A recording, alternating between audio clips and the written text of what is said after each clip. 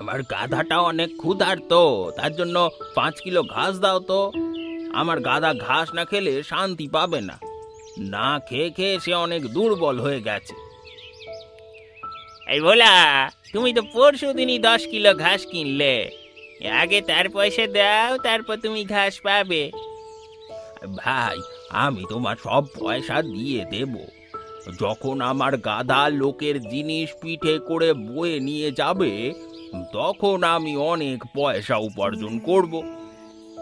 যখন তোমার কাছে পর্যাপ্ত পরিমাণে পয়সা থাকবে, তাহলে তখনই তুমি আমার কাছে এসো, পুরনো ধার শোধ করে ঘাস নিয়ে যেও। ভোলা এমন কথা শুনে অনেক বেশি মনমরা হয়ে পড়ে, কারণ সেই লোকটা তাকে আর পয়সা ছাড়া ঘাস দেবে না। ভোলা সেখান থেকে চলে যায়। বিনে পয়সায় ঘাস নিতে এসেছে, পকেটে পয়সা নেই অথচ ঘাস নিতে চলে এসেছে। ভোলা বাড়ি ফিরে দেখে তার গাধাটা অনেক মলত্যাগ করেছে। কি, আমার গাধাটা তো অনেক মল ত্যাগ করেছে, সে তো ঘাসই খায়নি, তাহলে কি করে? জানি না, তুই তো তাকে ঘাস খেতে দিসনি, তাই হয়তো হাওয়া খেয়ে নিয়েছে, সেই জন্যে হয়তো এমন করছে। মা, আমি কি করে তাকে ঘাস খাওয়াবো? ঘাস বিক্রেতা বলেছে আগের পয়সা শোধ করতে, তারপর ঘাস দেবে, আর সে নিজের গাধাটাকে পেট ভরে ঘাস খাওয়ায়। তার ঘাস তার যাকে ইচ্ছা খাওয়াক, তুই ভেতরে গিয়ে রুটি খেয়ে নে, আমি তোর জন্য রুটি বানিয়েছি। আরে বাবা, আমার সত্যি অনেক জোরে খিদে পেয়েছিল, আমি ভিতরে গিয়ে রুটি খেয়ে নিচ্ছি।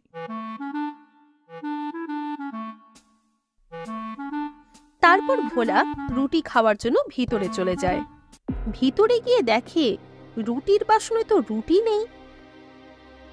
সে রেগে গিয়ে বাইরে চলে আসে।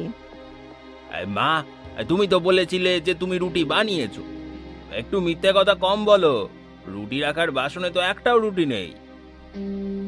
আরে, আমি নিজের হাতে তোর জন্য রুটি বানিয়ে রেখে এসেছিলাম। তাহলে মা, রুটি কোথায় গেল? মাটি খেয়ে নিল না আকাশ গিলে ফেললো? হায় হায়, আমি মরে যাব, মনে হয় তোর রুটিগুলো এই গাধাটা খেয়ে ফেলেছে, তাই তো এত মল ত্যাগ করছে। হ্যাঁ মা, আমিও সেটাই ভাবছি, সে তো ঘাস খায়নি, তাহলে এত মল ত্যাগ করলো কি করে? এখন আমি বুঝতে পারছি, এই গাধাটাই আমার সব রুটি খেয়ে নিয়েছে। ঠিক আছে, কোনো ব্যাপার না, সে খাক আর আমি খাই, ব্যাপারটা তো একই। আচ্ছা মা, আমাকে সাহেব ডেকেছে, হয়তো কোনো দরকার আছে, আমি তার কাছে যাচ্ছি। এই বলে ভোলা বাড়ি থেকে বেরিয়ে যায়।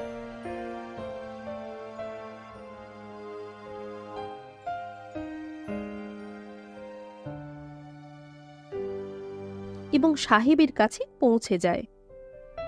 খুব ভালো করেছো ভোলা, আমার কাছে এসেছো।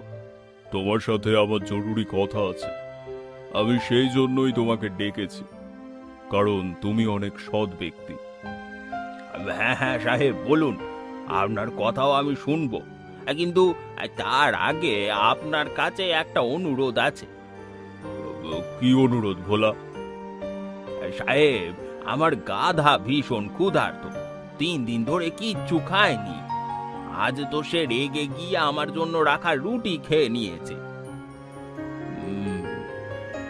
এটা তো অনেক দুঃখের খবর। হ্যাঁ সাহেব, আপনি কি আমাকে কিছু টাকা ধার দিতে পারবেন, যাতে আমি নিজের গাধাকে ঘাস খাওয়াতে পারি? হ্যাঁ হ্যাঁ ভোলা, আমি তোমাকে নিশ্চয়ই পয়সা দেব। এখন আমার কথা মন দিয়ে শোনো, আমার কাছে একটি মূল্যবান মূর্তি আছে, যেটা আমাদের পিতৃপুরুষের চিহ্ন, কিন্তু এটা এখন আমাদের বাড়িতে সুরক্ষিত নয়। তুমি কিছুদিনের জন্য এই মূর্তিটাকে নিজের বাড়িতে সাবধানে রেখে দাও। আমি শহরে যাচ্ছি, ফিরে এসে তোমার কাছ থেকে নিয়ে নেব। আরে সাহেব, এটা তো খুব সহজ কাজ আমার কাছে। আপনি আমাকে কিছু পয়সা ধার দিন আর সেই মূর্তিটাও দিয়ে দিন। যখন আপনি ফিরে আসবেন তখন আমার কাছ থেকে মূর্তিটা ফেরত নিয়ে নেবেন। তারপর সাহেব ভোলাকে কিছু পয়সা আর সেই মূর্তিটা দিয়ে দেয়। ভগবানের অশেষ কৃপা, আমি পয়সা পেয়েছি। এখন ঘাস কিনে নিয়ে বাড়ি ফিরে যাব।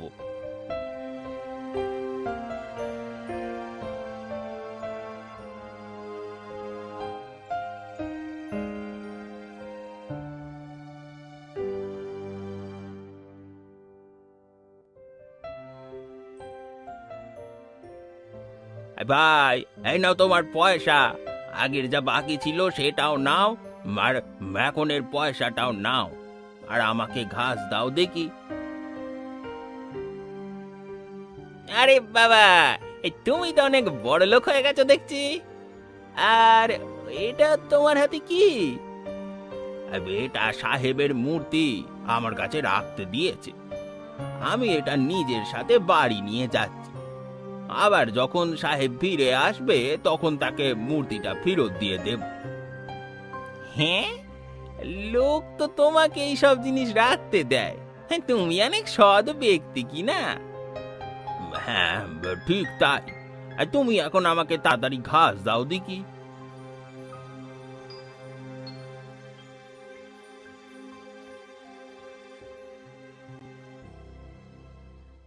আরে, সোনার মূর্তি! আমি কি সারা জীবন ঘাস বিক্রি করে উপার্জন করতে পারবো? এই মূর্তিটাকে চুরি করিনি, এটা বিক্রি করে তো আমার কাছে অনেক পয়সা চলে আসবে। ভোলা বাড়ি ফিরে সেই মূর্তিটাকে আলমারিতে রেখে ঘুমিয়ে পড়ে। এদিকে মিঠা সেই মূর্তিটাকে চুরি করার জন্য বেরিয়ে পড়ে। ভোলার বাড়ি এসে চুপি চুপি তার আলমারি থেকে মূর্তিটা চুরি করে নিজের বাড়িতে ফিরে যায়।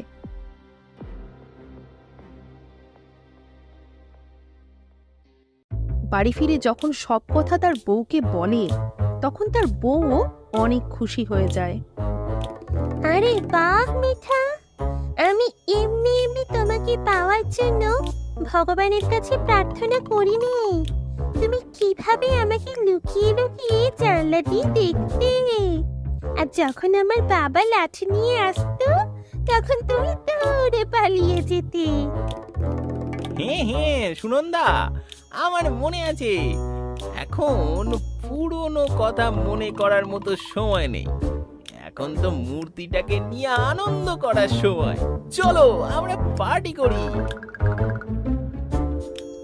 তারপর তারা দুজনে মিলে সেই মূর্তিটাকে নিজেদের ঘরে রেখে দেয়।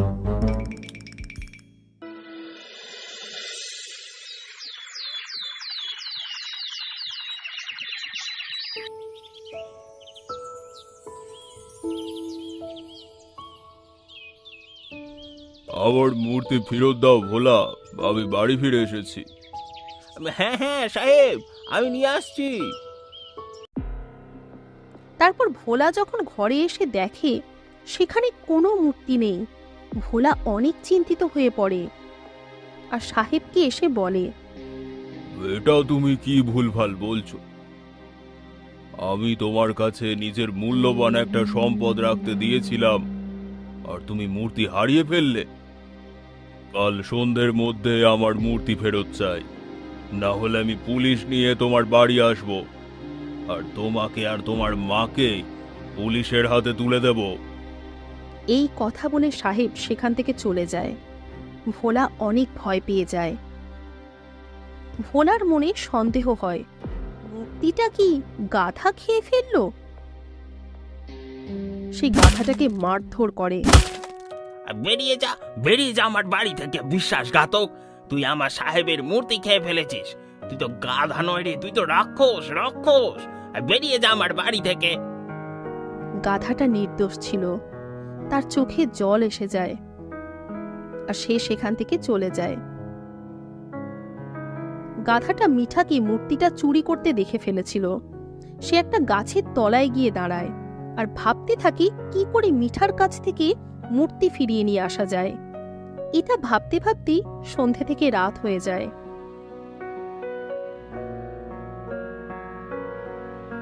এদিকে ভোলা আর তার মা অনেক চিন্তিত হয়ে পড়ে যে যদি কালকের মধ্যে মূর্তি না ফেরত দিতে পারে তবে সাহেব তাদের পুলিশের হাতে তুলে দেবে।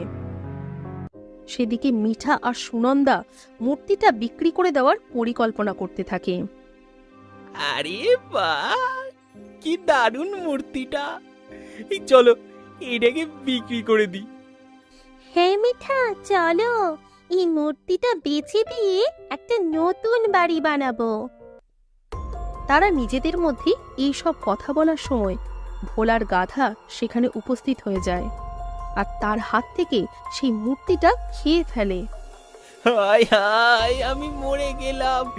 এই অলক্ষণে গাধাটা কার আমার মূর্তি খেয়ে নিয়েছে। আরে সুনন্দা, এর পেট থেকে মূর্তিটা বের করো, বের করো। মিঠা যখনই তার পেট থেকে মূর্তিটা বের করার চেষ্টা করে তখন গাধাটা তাকে লাথি মারে এবং সেখান থেকে চলে যায়। এদিকে সাহেব পুলিশ নিয়ে ভোলার বাড়িতে আসে। ইন্সপেক্টর সাহেব, ওদের ধরুন, এরা আমার মূর্তি বিক্রি করে দিয়েছে। সাহেব, আমি আপনার মূর্তি বিক্রি করিনি, আমি দিব্যি খেয়ে বলছি। এদিকে মিঠা গাধাটাকে ধরার জন্য তার পিছনে পিছনে দৌড়াতে দৌড়াতে ভোলার কাছেই এসে পৌঁছায়।